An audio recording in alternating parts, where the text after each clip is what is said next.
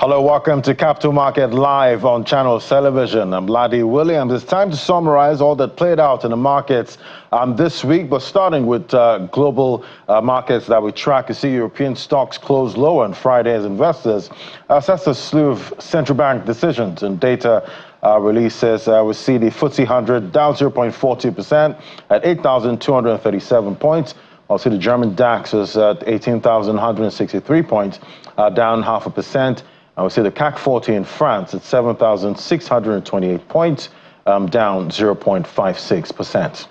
Let's take it on to Asia now. See, Asia Pacific markets mostly fell on Friday after Japan's May core inflation data came in slightly cooler than expected, jeopardizing the country's plan to raise interest rates. Nikkei 225 came in marginally down 0.09%, while the Shanghai Composite that was down 0.24%, and the Hang Seng Index down a big 1.67%. Take it to U.S. now.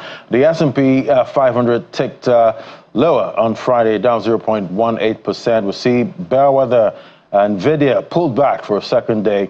The broad market index, that fell about 0.16%. We see the tech-heavy NASDAQ, that was down about 0.18%. And the Dow Jones Industrial Average, that was up marginally, 0.04%.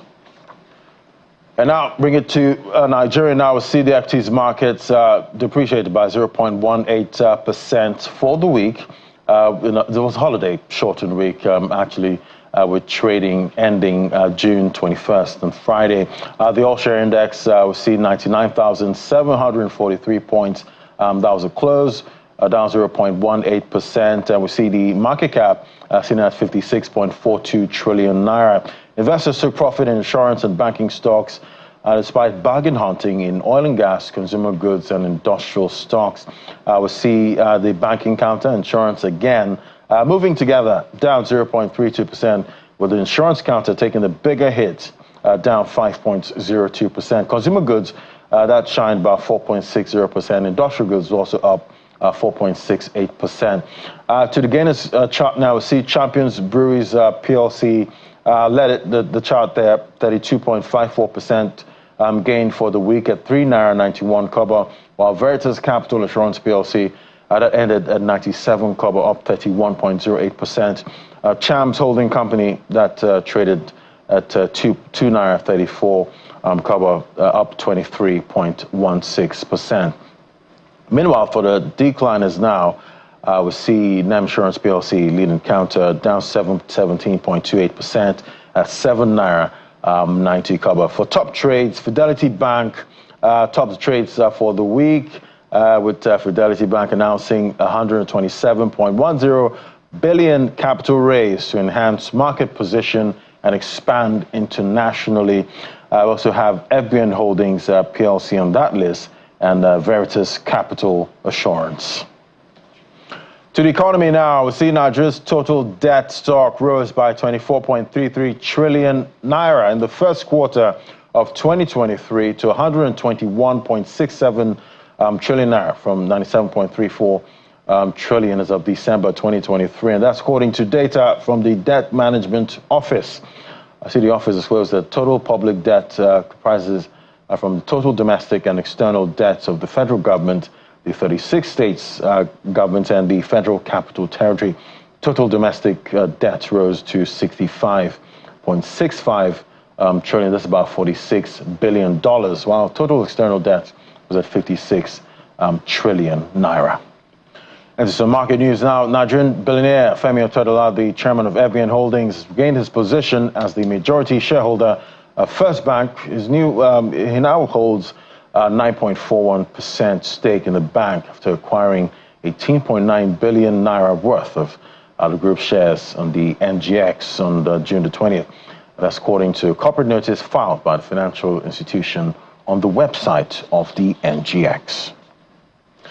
All right, it's time to recap the market and economic happenings affecting Nigeria's capital market this week. Join us now for this conversation is Professor Uwaleke, is President of Capital Market Academics and Director, Institute of Capital Market Studies at Nasarawa State University. Great to have you on the show, Prof. Thanks so much, Ladi. As usual, it's my pleasure to be on your program. Fantastic. Always great having you. And now we see data out from the Debt Management Office showing that the nation's total public debt has increased significantly. We're now at 121 trillion naira. That's about $91.46 billion as of March 31st, 2024. And the argument arises again. If we look at the state of development in Nigeria, can we justify Nigeria's level of debt at this time? Well, as you know, the total debt figure being released now includes central bank ways and means. In recent time, it has been compounded by the central bank's direct lending to the federal government. Of course, it's worrisome, especially given this huge size of the ways and means. If you recall that, before now, at the first tranche of ways and means securitized by, was in excess of 20 trillion. Okay, and of course that, as I said earlier on, has gone to compound the situation. So overall, it's worrisome. Worrisome in the sense that if you also look at the external components, external debt today, going by the DMO figure, is in excess of $40 billion, about $42 billion. And that's more than what we have in our external reserves, of about $33 billion. So even if we were to use all our external reserves to pay external debt, we would still be owing. And I say it's worrisome because not too long ago, in 2005, you recall, we literally exited the external debt. Okay, at that time we were owing Pari Club alone $30 billion, and through the debt buyback arrangement, we were able to exit that, including also to reduce significantly that of the London Club. So from a near zero position, we have over the years, succeeded in accumulating this level of debt. So debt in itself, let the point be made, to be very sure, debt in itself is, not bad, but again, it is to what use the proceeds are applied. And that's why, for me, I have two issues with our, debt, the debt profile that you just mentioned. The first is on the external side, we have relied unduly on the commercial components, of external debts. If you look at that external debt structure, you'll find that the Euro bonds, okay, even though Euro bonds there represent about 35% of the total external debt stock, the debt, what we spend servicing Euro bonds, okay, is far higher than what we spend servicing loans from multilateral sources and bilateral sources, okay, at around 50%. So it's really worrisome. And to also think that we have outstanding Euro bonds up to the year 2051, we are still going to be paying down Euro bonds, and it involves bullet repayment. By next year now, November, we are supposed to pay $1.2 billion, repay Euro bonds, and we'll continue to do that until 2051. So that to me is a thing of concern, and I will advise the government to, shift emphasis on commercial debt and to lean more on multilaterals, to lean more on bilateral, where possible. So that's the first aspect of my concern. Okay. The second leg has to do with even the domestic component. If you look at the domestic component, it would appear as though we have not been using the right instrument in also borrowing from the domestic capital market. If you look at the domestic debt stock by instrument, you will find that FGN bonds alone account for about 78% of the total.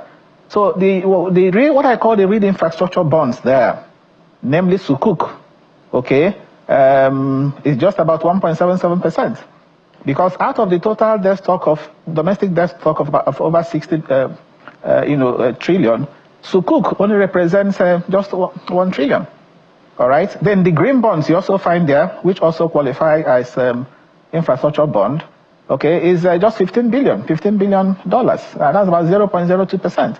So the real infrastructure bond component of that domestic debt is less than 2%. That's why it's worrisome.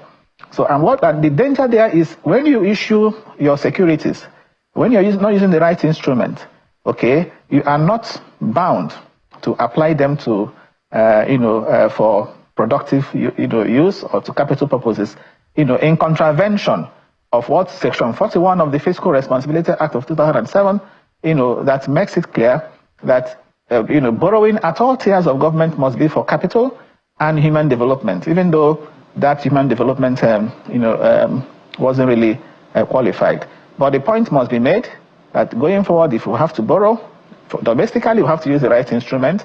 Okay, as I said earlier on, borrowing is not bad. As a developing economy, we need, loans to, leverage. That's why it is called leverage, to develop. But it has to be right. So when we borrow for infrastructure, okay, that is when it doesn't become a burden. But when we simply issue bonds, FGM bonds, and the proceeds come, and we apply them to whatever use, that is where the danger is. For external, if you take Euro bonds, it has a discretionary feature. You are not bound to use Euro bonds for projects. Again, that's also where the danger is. So for that, we should, I think we should change our strategy.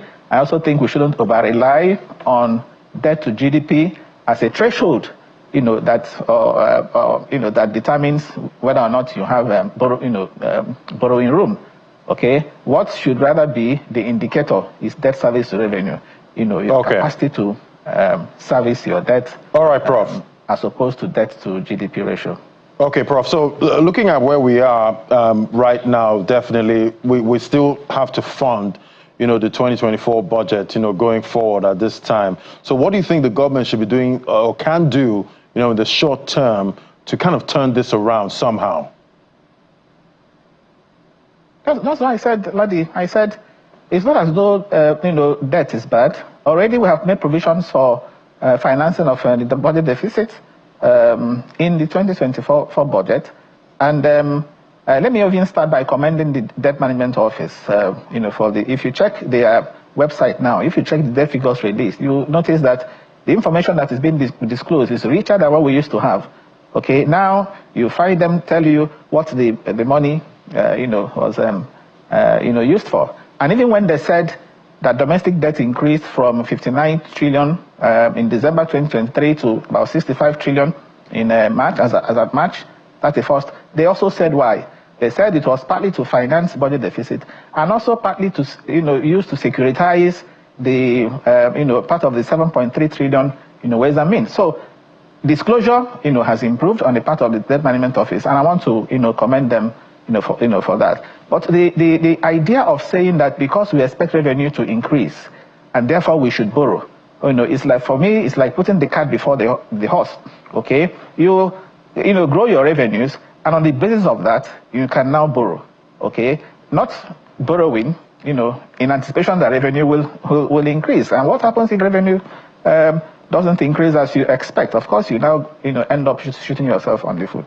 So I think we should change all of that. And I want to also tell you, I want to believe that a lot is going on now to ensure that going forward, the government will, rely on, rely less on borrowing to finance deficits. At least to the best of my knowledge, I know that there is effort to also, grow revenues, especially through expanding the tax base. Expanding the revenue base, and when that happens, I'm pretty sure they will have, tend to consolidate the budget and rely less on, on borrowing. Because at the end of the day, we need to get our revenues up, but we can't borrow based on expected revenue at this time. But Prof, we're going to take a break now. When we come back, we're also going to look at the latest acquisitions right here in the Nigerian market and see what to expect, going forward. That's in a moment. Do stay with us. This is Capital Market.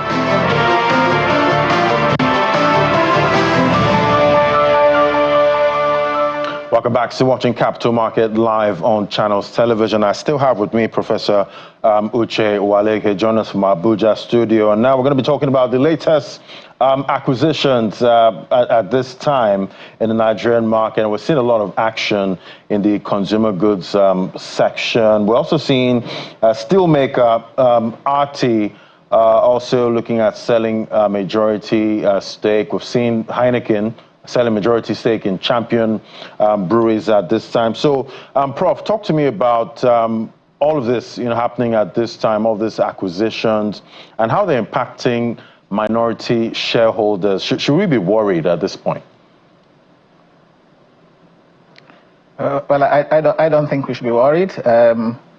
I've read, some concerns expressed in, some quarters. Once people read, a company is being acquired, they begin to get, apprehensive. So I don't think it is called for. The good news is that these companies are still here. It's not a case of, they are actually leaving. The ones you cited. I was looking at the figure of listing, since 1999 as part of my efforts to analyze developments in the markets, since we transited to civilian rule in 1999. Now, in 1999, number of companies listed on the exchange, then it was known as Nigerian Stock Exchange, was 195, and today we have about 155. So that's what that tells you is that over the years we've had a number of companies leave. And of course, it's not also unusual for our, clients like ours, including developed countries. Again, I was also studying the case of the London Stock Exchange. You also find that even in the UK, a number of companies, over time have also left the London Stock Exchange. As we speak, it's also a particular issue with even Shell threatening to leave. Many companies, have left the London Stock Exchange to go and list, on the Nasdaq, for example, or even in other U.S. Markets. Okay, because these companies, of course, consider valuation, very critical. So they think in the U.S. they will raise them to be easier for them to raise funds than to stay in the UK. Now back to the specifically to the ones you mentioned. I said, in my view, there is no cause for worry. And one indicator, one evidence of that is look at even the companies in question. Even in the case of Guinness, acquired by Toleram, I think about 58% shares. We've also seen, appreciation in the share price of Guinness. Today, I think it closed at 70 naira. The case of Champion Brewery too, we also saw, strong gains in the share price of Champion. I think it closed at about 390 kobo. Okay, so when if investors are seeing prospects even in the acquisitions, okay, they think the company will be better managed if it's in the hands of a new investor. They think the investor has expertise. They think the investor will implement sound cost optimization. Of course, they will want the sentiment to be strong, and that is what we've seen in the case of Champion, for example. So, and the core investor, I think, Enjoy Corporation has also maintained or has also assured that the company will also remain, listed. So I think these are positives, really, for the market, and I don't think there is, reason to begin to panic. And again, right. Mind you, these transactions, got regulatory approval. Even though we hear in the case of Champion, there are issues to do with, the size of the float. But I'm pretty sure we have, the Securities and Exchange Commission is very on top of it, and will ensure, okay, that minority interests, are well protected, and you can. That's something you can bet on. All right. So going by what you said, seeing how the share price of Guinness and Champion Breweries, how they've rallied, on this news. It almost seems that should be the best strategy. Once you hear of any acquisition, you just jump into that, stock at this time. But let's look at another issue right now. I see company income tax report for the first quarter of 2024 that shows that income tax payment by companies in manufacturing, agriculture, and 12 others, we've seen that decline by a minimum of about 16% at this time. So are we seeing the economy biting here, biting into revenue? Well, Ladi, is largely the fallout of the Naira devaluation. We had, if you like, the lingering effect since June 2023 when the Naira was suddenly devalued. A number of companies are still, feeling the pinch. I recall last year in particular, even before the end of last year, the likes of Guinness, Nestle, Cadbury, including Dangote Cement, recorded huge losses largely on account of the devaluation. And of course, if a company is making loss, you don't expect the company to pay any tax. CIT is company's income tax, so it's tax on profits. If your turnover is over 100 million, you are liable to, you fall within the 30% CIT. If it's between 25 million and 100 million, 20%, CIT. So when companies make losses, of course, they don't pay tax. And that's why you find that even in the recent FAC, Federation account revenues, you notice that CIT has been declining. All right? Look at the last FAC meeting that I held, okay, when they shared the May, what accrued to the Federation account in May, okay, to the tune of, I think, something in the region of 1.1 trillion. Now, FAC revenue, Federation revenues have been on the increase, or what has been driving that? Not CIT, but largely exchange rate gains. In May, the one I talked about, exchange rate gain was in excess of 500 billion. Out of 1.1, you're having exchange gain of 500 billion. So I also think that the trend is not a sustainable one. It's also worrisome that CIT is declining. So it boils down to the overall business environment, not only the valuation, interest rates are also high, insecurity. These are also part of why you find some companies also talking about exiting the country. So it's about these factors. But I also think, again, to the best of my knowledge, something is being done about this. I'm aware, for example, that even the customs, I think they're now talking about trying to establish fixed exchange rate for, imports, goods that are being imported. So you don't see this, volatility in exchange rates for imports. And I'm also aware that even the money the government has taken from the World Bank, recently, of course, has helped to witness. We now have some level of accretion in our external reserves, and I have no doubt that the central bank is now in a stronger position to influence, more stability in the exchange rate. So once we have this stability in the exchange rate, of course, for some time now, it has stabilized. Once we have stability in the exchange rate, more confidence will return, and then, companies will be in a position to plan and also return to profitability. So I see in the near future, I see all of that, changing. I think the outlook, in my view, is bright, going by, what is being put in place now. So I guess the work of the Presidential Committee on Fiscal Policy and Tax Reforms. So I guess it's in the best interest, of the government at this time to create that enabling environment for these businesses, so we can have the CIT, that's company income tax, actually going up. But Prof, we'll have a new week next week. What are you expecting for the equities market?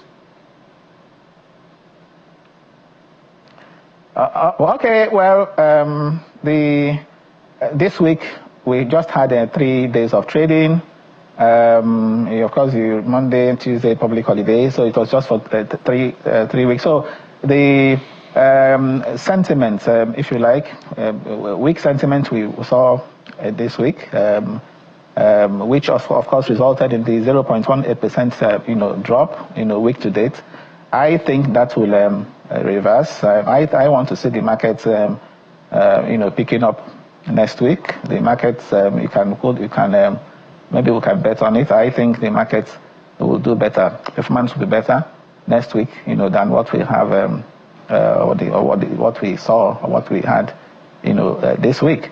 Because as I said, 3 days of trading, the momentum, in my view, will pick up next week. I don't see any negative thing in the horizon, that will revise this by next week. We've already had inflation figure is not going to come in again till 15th of next month and so on. And even that has already been priced. Investors have already priced all of that in whatever decisions they're making. Okay, so I guess no headwinds expected for next week, so we might have some gains in the market. It's always great to have your perspective. Thank you so much, Professor Uwaleke, President of Capital Market Academics and Director, Institute of Capital Market Studies, Nasarawa State University. Thank you so much for coming on today. That'd be my pleasure. Thank you. All right, that's the show for today. Remember, you can watch this again on our YouTube channel. Go to youtube.com/Channels TV. You can also watch all our other productions from me and the team right here at Channels TV HQ in Lagos. It's bye for now.